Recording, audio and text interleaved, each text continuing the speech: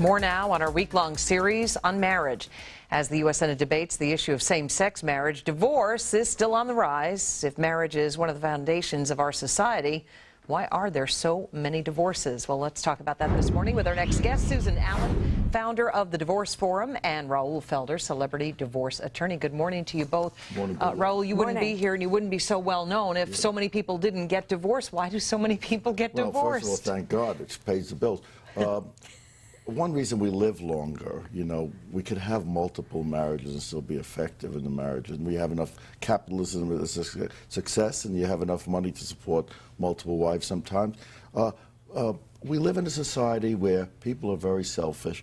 They gratify very quickly. You have a clicker on television, the president's on, you don't like it, click, something else. Short attention span society. And so it happens in marriage too. And also the divorce laws are getting simpler and easier. Putting these things all together, it's an explosive cocktail. Susan, let's talk about one of the things that Raul just mentioned, short attention span society. Is that the problem here? Actually, there are a number of causes of divorce that we find, and number one is that the marriages aren't based on unconditional love. There isn't any real love. They may be looking for a partner because, shopping in better stores. They may look for a parent that they want to have a child with, but that's not the basis for a lifetime. What do you see in your experience, Raul? A lot of people infatuated with each other and then it wears off, or what? Well, Susan's right, but the only thing I question is, you had the same dynamics 100 years ago, and why did you have more divorces?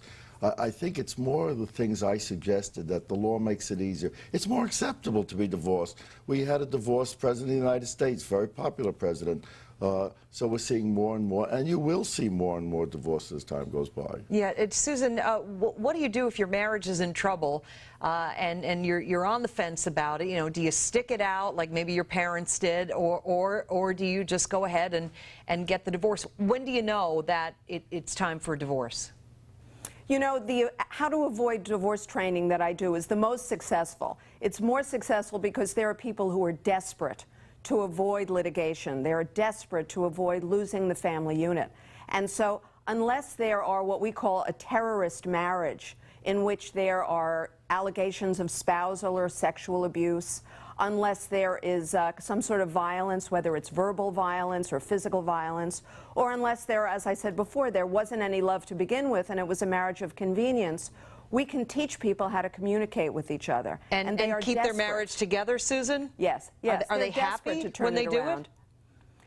If only one partner is willing to learn a new way of thinking, listening, and speaking, you would be amazed at the results. We have not lost one yet, but it takes one partner to be totally committed, and that is really coming from their love, not just because it's easier or more convenient. Raul, what do you think about that? Well, do you see people willing to change? It sounds good. First of all, you don't know if they later on got divorced after all of this.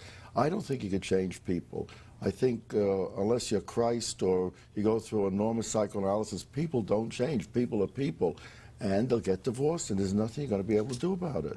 All right, Raul Felder and Susan Allan, thank you both very much. Thank you. Coming up on